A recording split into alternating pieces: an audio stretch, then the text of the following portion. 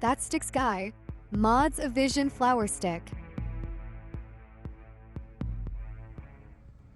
What's up, everybody? This is That Stix Guy with a video of a modification I've done to the Flowtoys Vision Flowerstick. Now, this is generally what you're going to get. Simple baton, flowers set here. Now, most of you who play with flower sticks for a while know that usually the flowers are sitting at the very end. That really changes the dynamic of play. For example, one of my favorite moves is to get into a fishtail. However, when I'm using these, I really have to speed up my rotation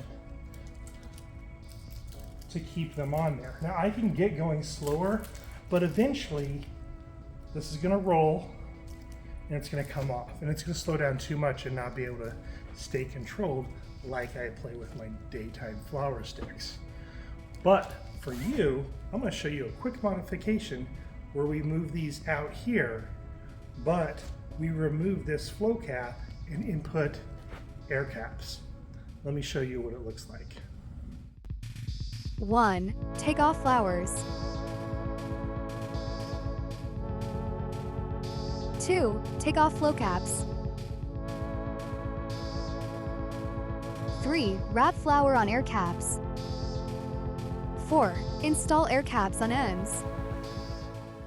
The nice thing about doing this on here is you can take this off for easy charging.